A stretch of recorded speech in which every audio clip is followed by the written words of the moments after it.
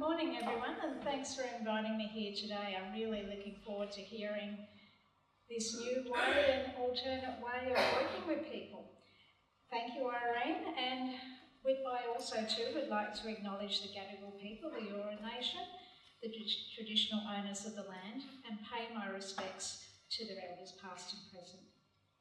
As a Deputy Commissioner of the Mental Health Commission of New South Wales, I'd also like to acknowledge those who are here today who have a lived experience of mental health and psychological distress, and their family members and friends who give encouragement and hope. In 2014, the Commission delivered the Living Well Strategic Plan for Mental Health in New South Wales, 2014 to 2024. It was adopted by the New South Wales Government, and we're halfway through now that 10-year reform plan. The lived experience of mental health consumers and their family and carers is at the heart of Living Well and all of the Commission's work, and this is enshrined in our establishment legislation. People who have experienced mental health issues and recovery, and their families and carers, have the most profound insights about how services can really work for people. Mental health agencies and the broader community services sector need to do everything they can to learn from those lived experiences and apply that learning in the design, delivery and review of policies, programs and services. People with lived experience also have a crucial role in directly supporting others. Their journeys can inspire others on the challenging road to recovery. The Commission champions peer work at all levels of the mental health system, and it's a core component of Living Well. But while lived experience inclusion and peer workers are gaining speed in the broader service sector, there's been a slower uptake in suicide prevention. Discussion of suicide has been stigmatised, both for those who have survived an attempt and for the bereaved. While we've learned to talk about depression and anxiety as a community, we do not yet have a shared language to discuss the experience of suicide, which tragically affects so many people's lives. That leaves people lonely, unsupported, and at risk of further harm. The Commission is developing on behalf of the New South Wales Government a strategic framework for suicide prevention in New South Wales. It will highlight the gaps within the support systems, most notably in aftercare. We need to ensure that people receive comprehensive follow-up after a suicide attempt in the most effective way to prevent future suicide risk in this group. The framework will also focus on the skills that must be developed across government and non-government agencies so that we can recognise the signs of suicidality early and respond appropriately. Very importantly, we need to ensure that this policy framework has the voices of lived experience at its heart in all its diversity. If we listen to people and learn what causes distress and what supports are most effective and most acceptable, we'll have the best chance to fight back against the tragedy of suicide. Thank you, Irene, for the opportunity to be here today and to speak to you all this morning. Peer work in suicide prevention is a new frontier, and we've much to consider and much to learn. With the Commission's history and our future work in mind, we're really looking forward to, with immense interest, to hearing what the speakers today have to share with us and what we all have to learn along this journey. So thank you very much. Hi everybody, so my name is Sera. As Kath just said, it's spelled S-E-R-A if you need a way to differentiate me between other Seras. I know there's a lot of us. So I'm going to actually start by sharing a little bit about myself, who I am and what brought me to this work. And then we're going to be talking about the myths of suicide, and Caroline's going to share a little bit about herself as well. And then after break, we're really going to get into what is the recovery learning community and these groups and the trainings and things that we offer and do. So I offered this comparison for the first time yesterday, and I like it, so I'm going to use it again here today. I have always felt different, somehow separate from the rest of the world and the other people in it. It's kind of like when you blow a bubble or a child blows a bubble. There it is, and then there's that other little extra bubble on it, You know that? You've seen that, I assume. I feel like I'm in that extra bubble, and it feels like it should be easy to poke through and break through to that other bubble, and it's just not. Somehow I stay in that extra bubble, and everybody else is in that other bubble, and I'm just kind of looking in. That's how I remember it feeling all the way back to my earliest memories as a very young child. But I didn't necessarily start to think a lot about death and killing myself until I was a teenager. And at that point, I just really was not doing well in my school environment or my home environment. And this is where I had this big turning point. And this turning point for me was based on privilege. And I always like to name that. I come from a part of the States where there's a lot of money. I'm also very white. And had I not had those two pieces, I might have ended up in our foster care system or our mental health system much earlier than I did. But people weren't really paying attention to us. So my mother used some of that money to call in this expensive educational consultant who she thought was going to ship me off to some boarding school who was going to make everything okay. And instead that educational consultant said, well, there's this early college you could go to. And I'm like, oh, that sounds like a much better idea. So 11 days after I turned 16, which is quite young in the States, I found myself in this college. And I'm not going to share a ton because we just don't have a ton of time, but I will say that it went okay for a little while to be out of my house. I was so excited and terrified all at the same time to be out of my house, and then it didn't go so well. And I really was thinking a lot about death and why am I on this planet. And some of it was about just the utter futility that it felt to me of getting up each day and having to shower and brush my hair and do all these little things over and over when I would just have to do it over and over for all the days to come. And some of it was about the things I had been through and was struggling with. And so at some point in the course of my college, I found myself in front of my first therapist. And she said, okay, I have an answer for you. You have major depression. I said, okay. That sounds like a really good answer. She's like, you have a chemical imbalance. We're going to talk more about that in a little while. And you're probably going to have to take these psychiatric drugs for the rest of your life, but this is the problem. I'm like, great. Except that I didn't actually start to do better when I listened to her. And in fact, I started to do worse and worse until I found myself in front of another therapist who was giving me many more diagnoses. I don't know how many people in the room have had the experience of being diagnosed, but there's something I call a diagnosis tail, which is what happens when you get more diagnoses, because the other ones don't go away. You just get more and more of them until this tail following you around. And so that's what was happening to me. And that was also the point at which they decided what to do with me. So there's lots of reasons for diagnosis. Sometimes it's useful to people. Sometimes it's about billing in the States. Sometimes it's about research. And sometimes it's about what do we do with you? And so at that point, with me, when I was cutting and burning myself and talking about suicide and all these other things were going on, they decided, okay, more therapy, more psychiatric drugs, and hospitalization, especially when you do those scary things like cut and burn yourself. So I found myself at that point in my first hospitalization against my will. But this might sound familiar to some of you because they will say it's voluntary. It's in my record, wherever that may be, that record, as voluntary. Why? Because here's what they said. They said, you have a choice.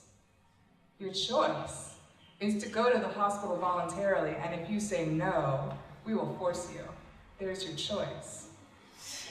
Sound familiar to some of you? Yeah.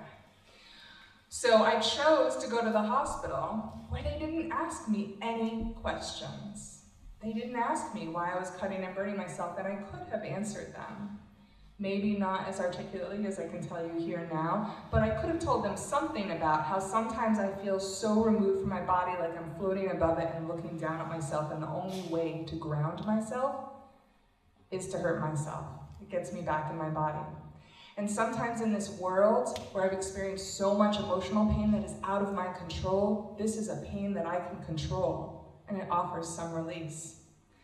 They didn't learn that. They didn't learn that I was a survivor of physical, emotional, and sexual abuse as a child. They didn't learn any of those things. What they actually accomplished was to take the things away from me that were helping me to survive. So self-injury was actually helping me to stay alive. It wasn't practice to kill myself, and they took that away. And so that was my experience, and ultimately what I learned from all of that, unfortunately, was don't talk to people. Don't ask for help. Figure something else out. And so what I figured out for myself, first of all, was to move out of that area where the mental health system knew me a little too well. And secondly, I did what a lot of people do, especially before peer roles became so available. I started working in a clinical role myself to kind of figure myself out. Now what happened with that is that I had to spend a lot of energy keeping that a secret. At home, I would fall apart. At work, I was great. There were no problems. And I did really well at that for a while. In fact, I got promoted and I was getting all sorts of praise as someone with no clinical degree for doing all this clinical work and being wonderful at it. And then I had a baby and I had a house, and when the baby was 3 weeks old, my pipes froze in my house and all the ceilings fell down. I'm like, I don't have that much energy. I can't keep this a secret over here, do this job, have an infant, and my house fell apart. I can't. So I went on leave. And when I went on leave, I made a fateful decision to come out with my experience with one other person I was working with who had also been diagnosed, and we put our stories on the internet. Guess what happened? In 24 hours after we put our stories on the internet, I got a phone call asking me if I was competent to return to the job I'd been doing for 5 years. And I did return, but I had lost all my credibility. All the creative things I got to do during that period before people knew, I couldn't do anymore. And I ended up getting fired from that job. Now, it was extremely painful. It was an extremely painful time in my life trying to figure out, like, okay, I finally tried it again. I finally tried again to be open with the struggles that I'm having, and this is the outcome. But it was also really important because it happened to coincide with a visioning time for the Western Mass Recovery Learning Community. It wasn't funded yet. It was about 2 years ahead of it being funded, but I got to get involved at that point. And what I learned that was so important from that point was that if I didn't spend all my energy keeping it a secret over here and then doing work over here, if I could actually find a community where I could be open in my whole self, I could get a lot more done. I could use all that energy all at the same time to actually be present and support other people and make the most of what I had to offer. And so with that, I'm going to give us our mission statements. Now, this is small. We don't like to read slides to you very much, but I am going to read this slide just so you all get to hear our mission statement. So the Western Mass The Western Mass Recovery Learning Community supports healing and empowerment for our broader communities and people who have been impacted by psychiatric diagnosis, trauma, extreme states, homelessness, addiction, and other life-interrupting challenges through peer-to-peer support and genuine human relationships, alternative healing practices, learning opportunities, and advocacy. Essential to our work is recognizing and undoing systemic injustices such as racism, sexism, transphobia, and psychiatric oppression. Now, I am not going to talk a ton about all of those pieces right now because we're going to do that a lot more after break, but I will say this is not the mission statement we started with. The mission statement we started with when we were first funded, ultimately in 2007, was much narrower. It focused much more just on peer support and what was happening for people in the moment. And what we learned over time is that if we really wanted to build the strongest communities, if we wanted to make the most change, if we wanted the change to be lasting when people weren't right in front of us in our own little network, that we needed to have a much broader vision. And that needed to include social justice. It needed to include a much broader idea of what struggle can look like. And it needed to include sharing what we learned beyond our community. And that's part of what brings us here. With that, I'm going to turn it over to Caroline. Thank you, Sera. I'm so grateful to be here with all of you today in Sydney, to be talking about this process of letting go of old myths and finding new pathways forward. Because for me, in my own personal journey, it has been as much an unlearning process as it is a pathway of discovery. So one of those early messages that I received as a survivor of childhood trauma was learning that this world was a dangerous place. It was dangerous, it was unpredictable, it was hard to know when punishments were coming. It was hard to protect others from harm. That was a really difficult message, and I struggled to make meaning of it. I am someone who, in the early days and still now, has the experience of hearing voices that other people don't. That started for me as a young person. But in those early times, it didn't seem strange, and in many ways the voices were protectors for me. Things got a little bit more difficult for me around the age of 8. So I'm 35 years old. When I was 8 years old, was the time that the United States entered the first Gulf War. And all of a sudden there was this war happening very much on our TV screens. And I think there was something about that just broke me. The idea that the world wasn't safe, and here there were bombs dropping and that people might die, caused me incredible distress. And some of the voices that I heard would scream in the night, and I would see visions of these green lights, and I struggled in school. It wasn't long after that that I sort of came to the attention of a teacher, and the teacher noticed I was struggling and spoke to my parents and said, Marilyns, we're gonna get you some help. We're gonna get you help. And I was kind of relieved because I needed it. And I was like, yes, I'm gonna talk to someone and they're gonna figure out how to stop this war. I'm finally gonna get help, and we're all gonna be safe, and the bombs won't fall and my voices won't scream. But that wasn't actually what help ended up looking like. Can anyone guess what help looked like? Medication, exactly. So what help meant was actually taking me to a doctor, and yes, being prescribed medication. And even though I was 8 years old, I knew why people went to the doctor. You go to the doctor because there's something wrong with you. And so early on I got this message that yes, there was something, rather than the world just being this scary place, there was something wrong with me in the world. And that the pathway forward to deal with that wrongness, that too muchness, was a medication. I would like to say that pathway worked for me. There were a lot of different things I was prescribed: anti-psychotic, antidepressant, and it would have been great if these anti-types of things had actually removed my sadness, my fear, my anger, but that wasn't actually what worked. Instead, things got harder and harder, and I began to experience a lot of side effects: weight gain, shaking in my hands. Life did not improve. It didn't take the fear away. It didn't take the struggles in my relationships away. And so some of my first thoughts of suicide were almost, I've learned I'm not the only one in going to these groups, but some of my first thoughts of suicide were actually the things that kept me alive. And that sounds a little bit strange, but because life was so hard, this idea that I might choose to leave the world, this idea that I had an out, that I was choosing to go forward and face the bullying, face the abuse, but had a potential out, was what kept me alive. But I learned really early on not to talk about that type of thing.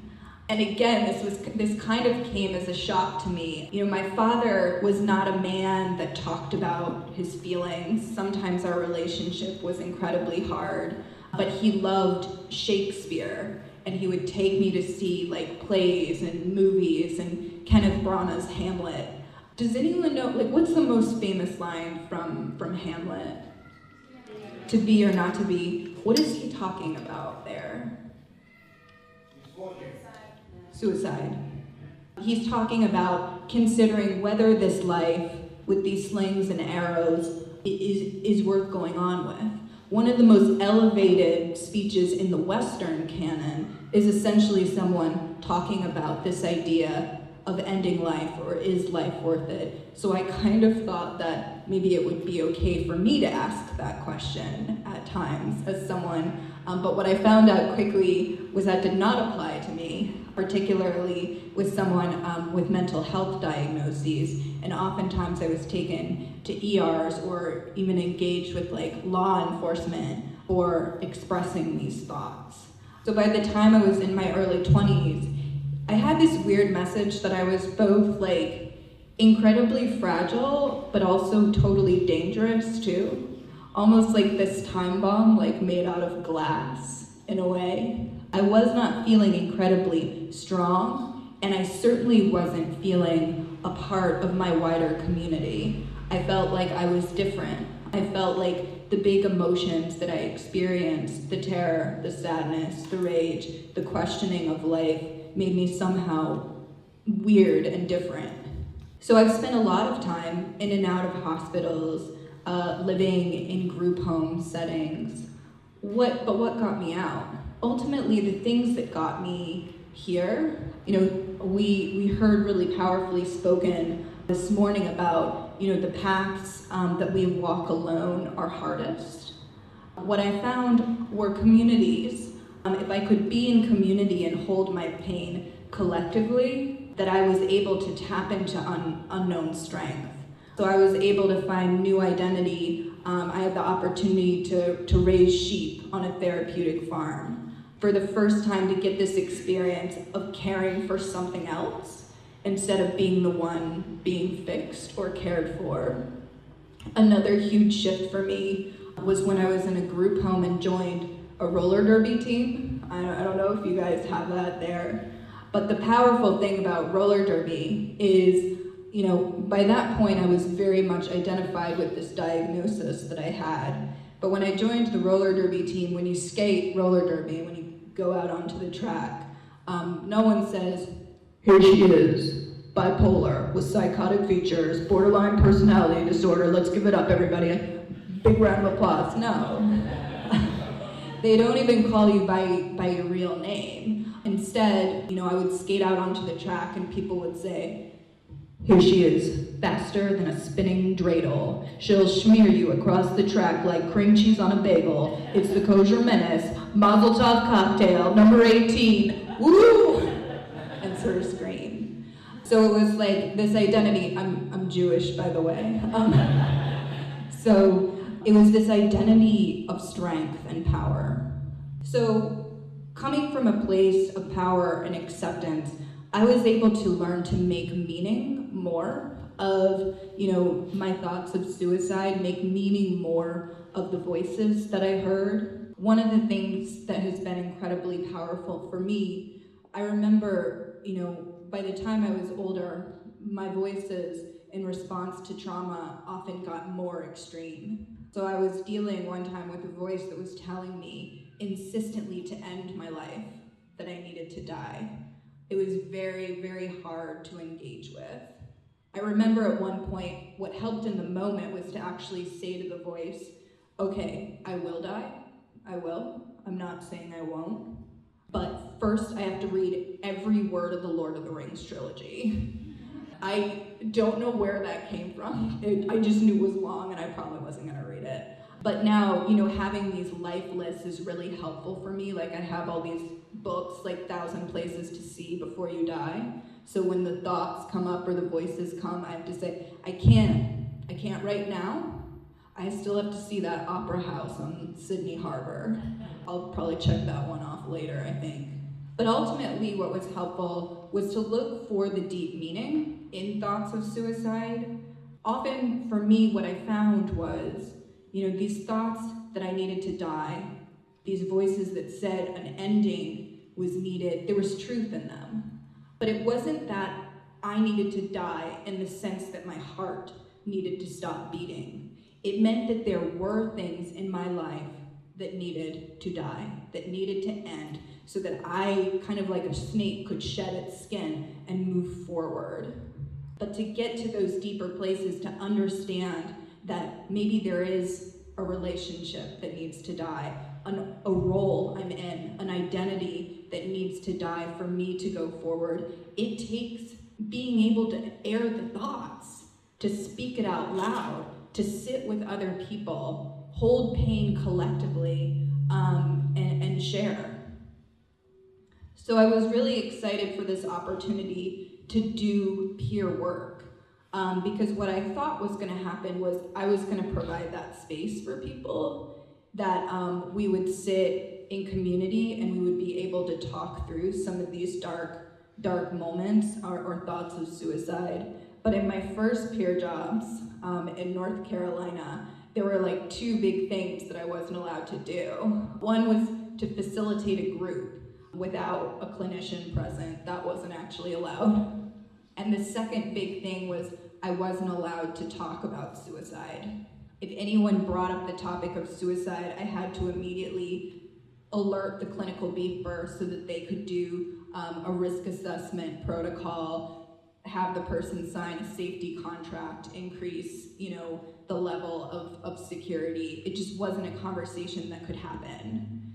And I remember one time in one of my first jobs, there was a young woman who I had actually lived in a halfway house with. We had skated together because she was hockey and I was derby, and we would practice together. She came to the hospital where I was now in a peer role, and one night she tried to end her life by drinking a lot of paint in the art room, trying to poison herself. And I remember sitting with her in the ER and saying, like, dude, like, why couldn't we have talked about this? Why? Like, we've talked about stuff, we've talked things through so many times, like, what's the deal? Like, it's so hard. And she said to me, Caroline, things are different now. You're in this role now, and I know what you have to do. I know what your job is. If I had told you that I was thinking of killing myself, you would have called the clinical beeper.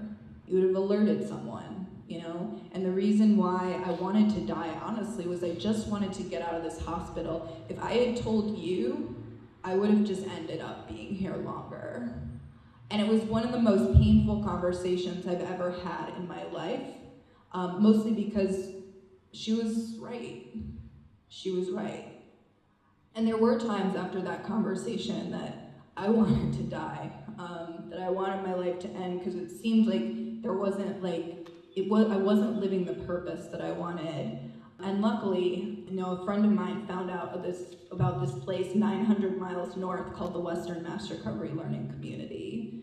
And I applied for a fancy job there, a peer respite coordinator job. We'll talk more about peer respite right now. I didn't get the job.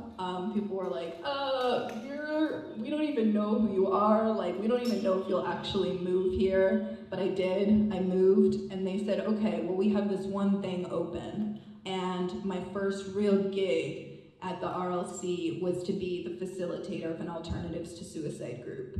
And I've been facilitating those groups for now 5.5 years. But I remember the first weeks of doing it, of doing those two things I was told I wasn't allowed to do. Facilitate a group without a clinician and talk about suicide. I was like, oh my God, like, what's gonna happen? But, oftentimes after the group, I would just sit in my car and cry. And I wasn't crying because I was sad. It was a whole mixture of other things. It was like relief, joy, liberation, but also there was anger in there. There was anger that, these conversations, these powerful conversations and connections had been denied to me in the past. There was anger that I had been told, that there are some things so big that we can't hold them collectively. Yet week after week after week, I was seeing people move through things in community with such powerful and transformative, just sort of grace and beauty. And sometimes it was hard, and sometimes there were tears or big emotions, but no one was rejected for having those. It was this space where having big emotions, expressing them, was one of our rights that we had. We had this human right to feel, and to feel together the whole range of experience, and the right to talk about our thoughts of suicide, and instead of being told what to do with them, what they meant and how we might move through them.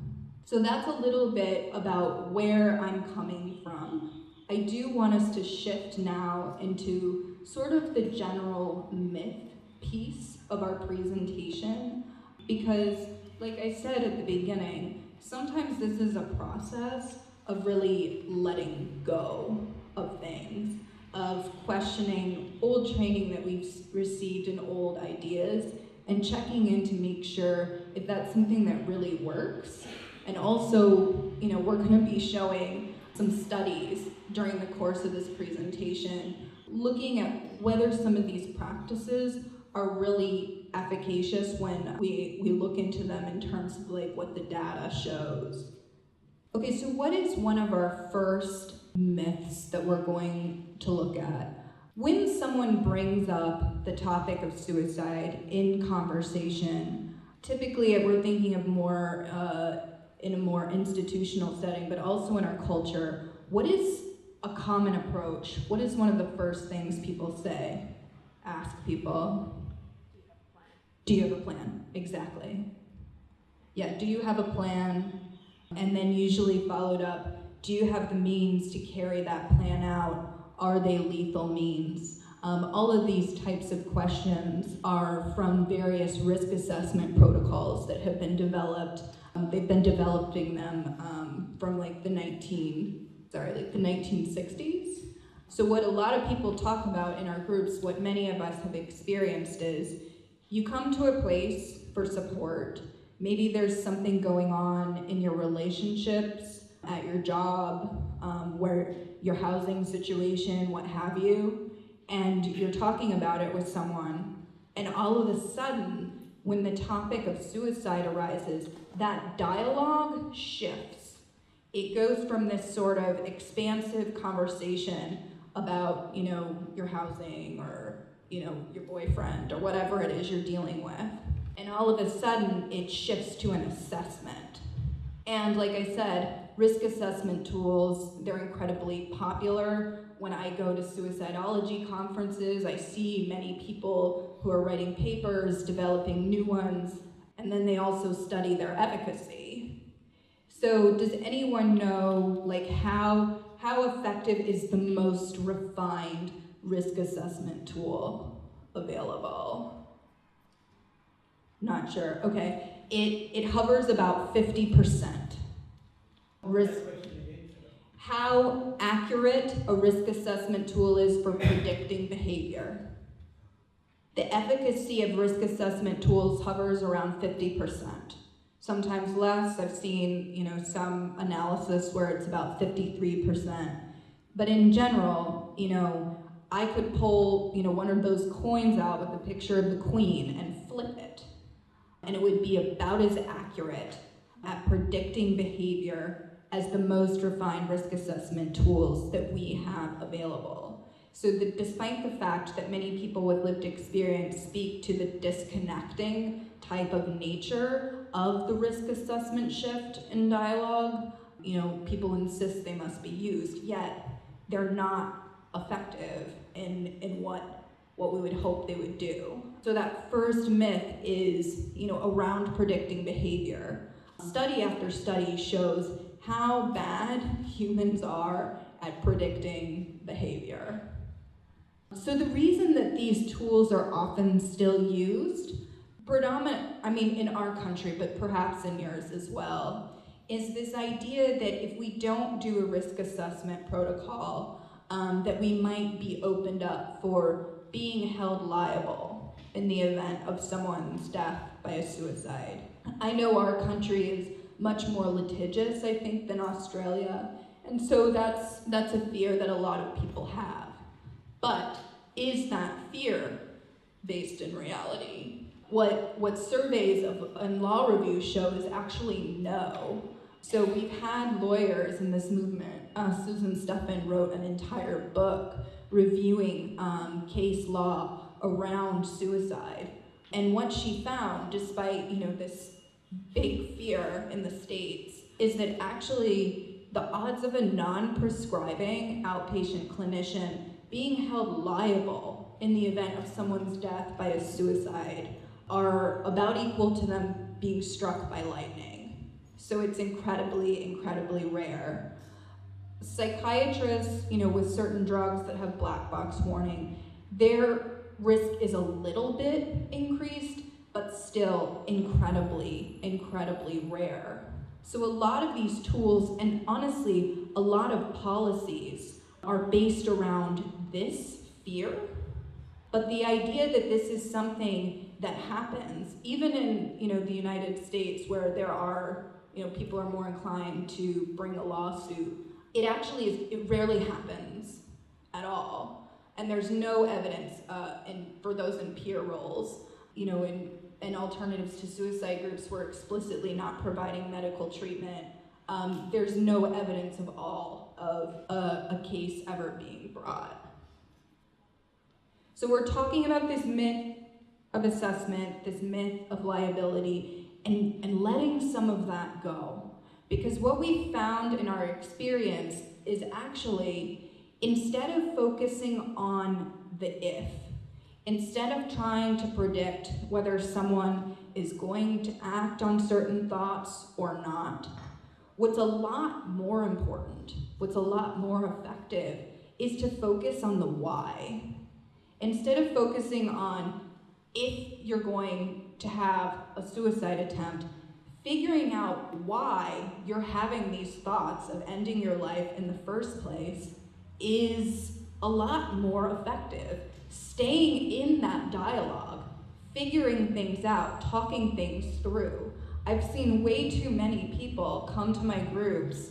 I had a young woman come to a group where she had been hospitalized 3 times in a month, spent many days on many acute units. Never once did someone ask her why she had tried to end her life in the first place. It wasn't until she came to the peer support group, where we don't do assessments, and asked the why, that she was able to share, I was raped on my college campus that I worked so hard to get to. And it just seemed like everything in my life was worthless if I couldn't be safe in this one place that I had dreamed of going my whole life. And that's why I did it. And she was able to speak about it, talk to other people in the group who had been through similar situations, and be held in community instead of locked behind double doors, and is now, living still alive and living a really successful life doing peer support. So talking about the why is critical, and also the why nots. Many times I ask folks in groups, you've been through so much, you're holding so much right now. What is the secret to your survival? Why are you still here? Why have you still made this choice to live? And people will bring up all these amazing things, these points of light or strength in their life. Oftentimes it'll be a cat, I've stayed alive because I really love my cat. But sometimes it'll be a relationship or a child or a community that they're a part of, or there's something in their life they always wanted to try. And exploring the why nots is also a really important conversation.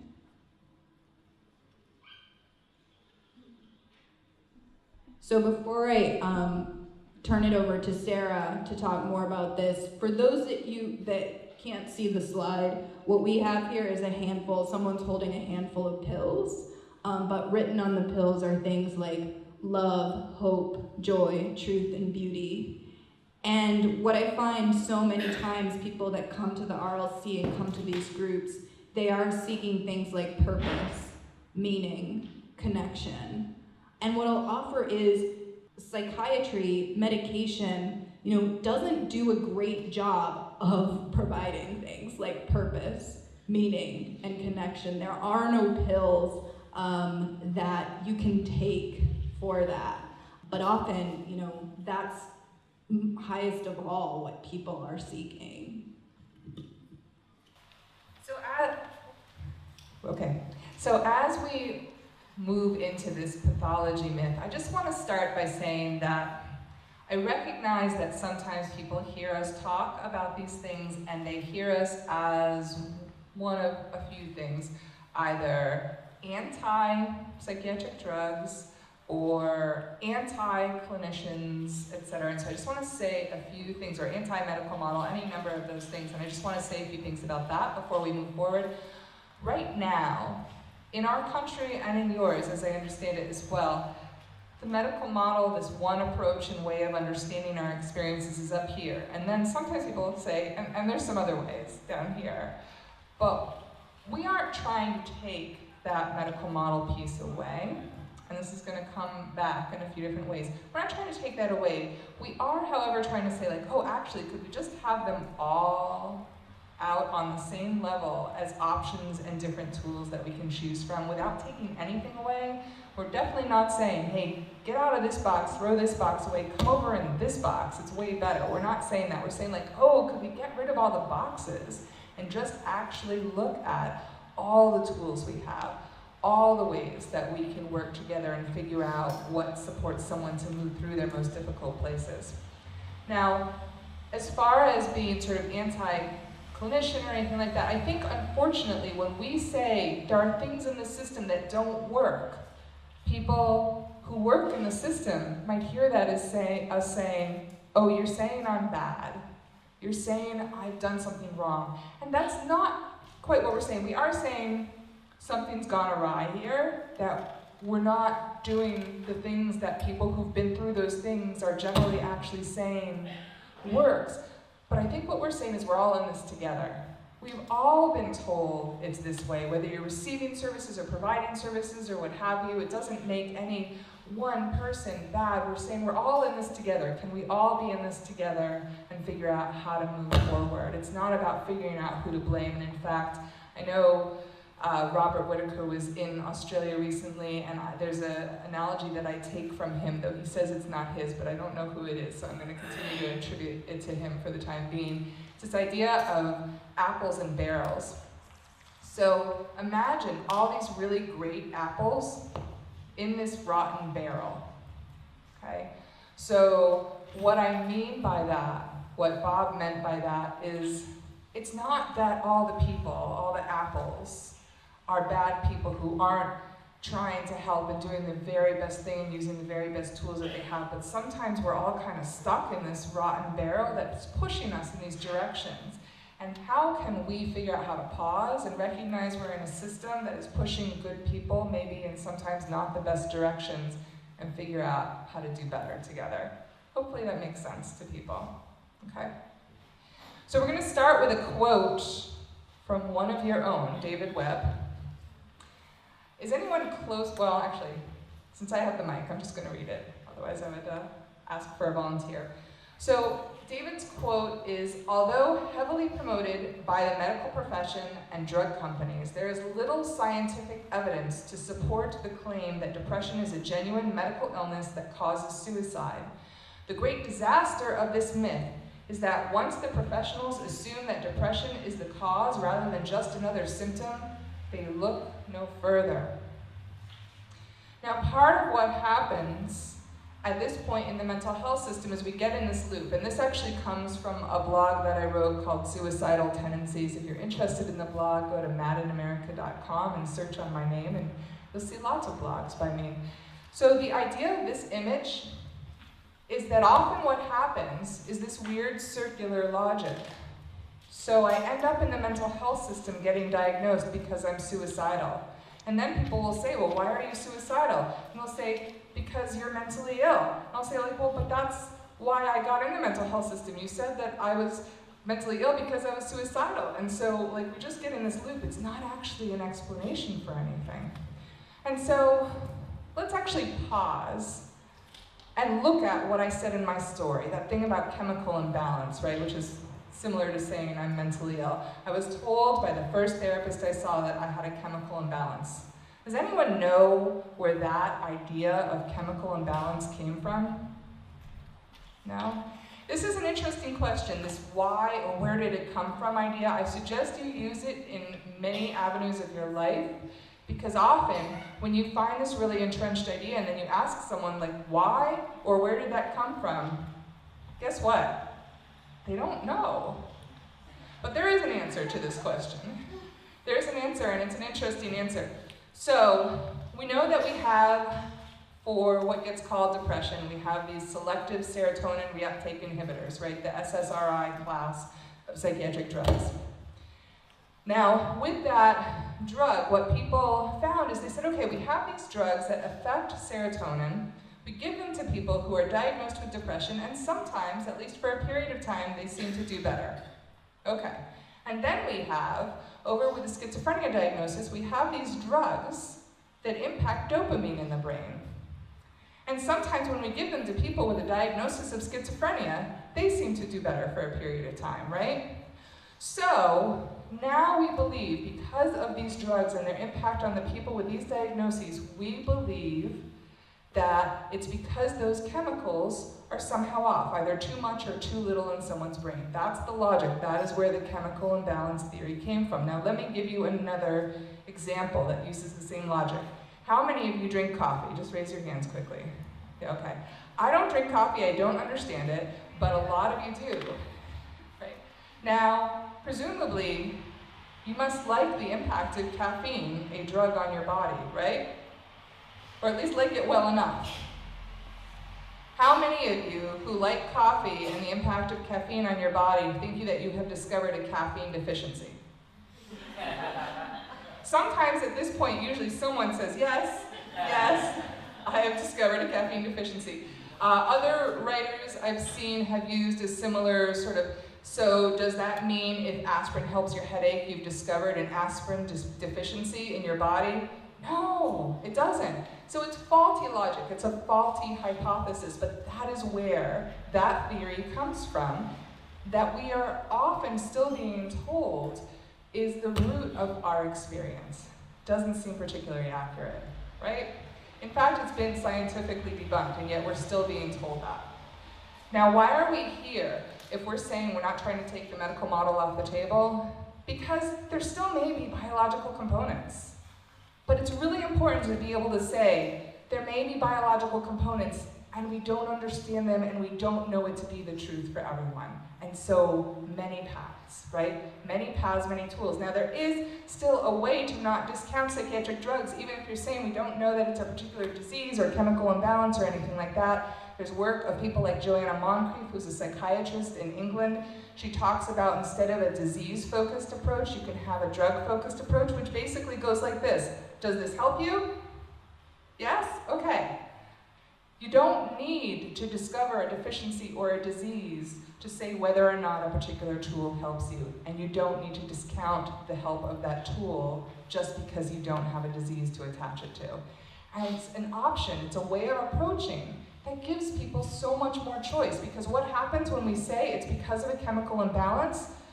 I know when I heard that, like, oh, I have a chemical imbalance, then clearly I must take a chemical to correct it. You know, it kind of limits the choices.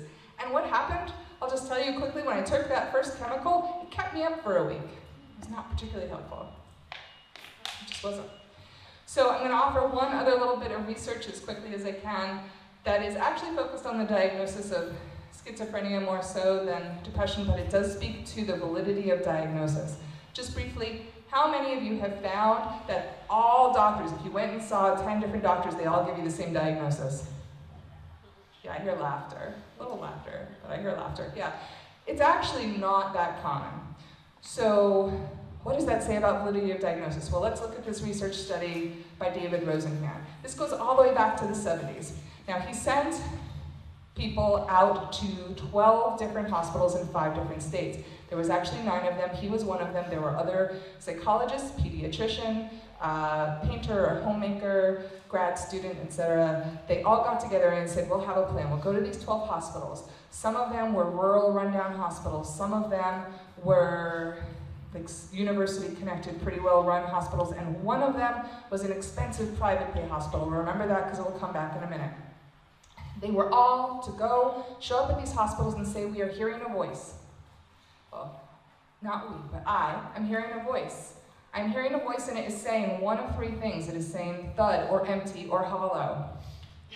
Now, every last one of those people, when they went and did that and followed those instructions, was hospitalized in every last one of those 12 hospitals. On 11 occasions, they were diagnosed with schizophrenia. On one occasion, they were diagnosed with manic depression, which was seen as the less severe diagnosis of that time. Guess which hospital gave them the less severe diagnosis? The private pay expensive hospital. So now you start to see the intersection of how money and class can affect diagnosis in the psychiatric system. All right, now one of the people who was involved with the experiment said, I don't know when I'll be back when I'm gonna be back, it'll probably be a few days. The shortest stay was, I think it was 7 days. The longest stay was over 50, and that person had to be sprung. The average stay was 19 days. Now bear in mind as you think about that number of days in that hospital that all of them were instructed once they were actually hospitalized to go back to being themselves as they would in their normal day-to-day. They were not to say they were hearing voices anymore, they were just to go about their business as best as they could in the hospital environment. And here's what happened. Since they had a diagnosis, they were seen through that lens. So one person got note-taking behavior written in their file because they were taking notes. And that continued to happen, and all of them had to accept their diagnosis as it was given and agree to take their psychiatric drugs upon being discharged from the hospital in order to get out. And nobody who was working in the hospital identified them as fake patients, except one group of people. Guess? The other people hospitalized were like, are you a journalist? Making a film? What are you doing? They were able to recognize that something was not quite right. Now, there was a second part to this experiment. The second part was after all the hospitals got really upset and said, that was not fair. That was not fair, that wasn't okay. And this other hospital that was not involved in the experiment said, that would never happen here. So David Rosenhan said, okay, I've got another experiment for you, hospital, where it would never happen. Here's what's going to happen. We're going to send you the fake patients. All you have to do is figure out which ones. So, 193 people were seen over the course of the time when fake patients might be sent. 41 of them were identified as fake. Another 42 were suspected. Guess how many were sent? 0. 0 were sent. So now what does that tell us about this process of diagnosis? It tells us actually a lot of things. It tells us, not so reliable, it's very subjective to whoever's giving it and whatever they see is going on. And once you get it, you are seen through that lens and it's very hard to undo and be seen and really asked questions in ways that are not filtered through that idea. Now, that is an old study, and sometimes people ask me like, well, that's a really old study, so, does it still count? I'm like, yeah, it still counts. The question is, why aren't people talking about it?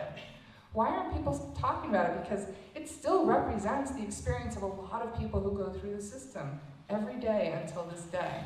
And so again, how do we get out of that loop and get back to a place where we can just say, forget all those labels.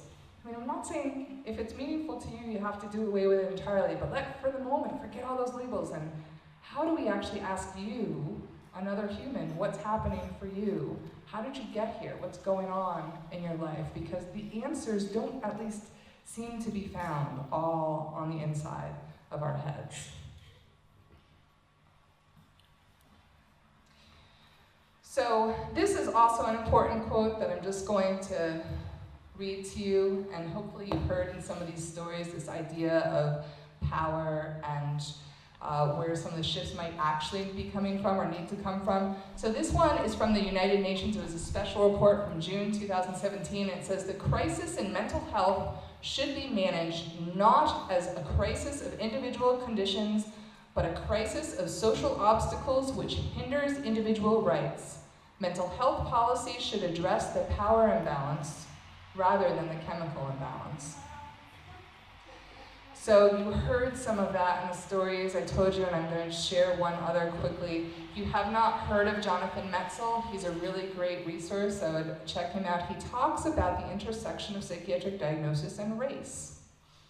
When he looked at this hospital, Ionia Hospital in Michigan, he found something really interesting that has been found elsewhere. What he found was before the 1960s, schizophrenia diagnosis was most common in what group? Women. Before the 1960s, it was women. And those women, what were they doing or not doing?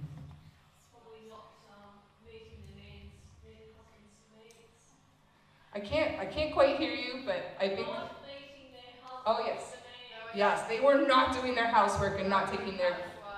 Yeah, they were not doing their housework, not taking care of their kids in the way that was expected, and so their husbands were getting them into hospitals and they were being diagnosed. It was not seen as a diagnosis of people who were dangerous, simply people who were not fulfilling their societal roles.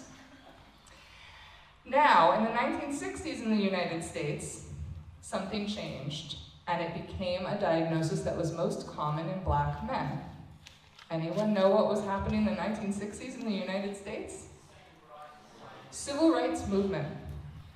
It became what Jonathan Metzl and others are now calling the protest disease. And with the shift from women to black men was also a shift from not dangerous to dangerous. So again, this is just another example of how perhaps we need to be looking at the environment and power imbalances rather than chemical imbalances a lot of the time.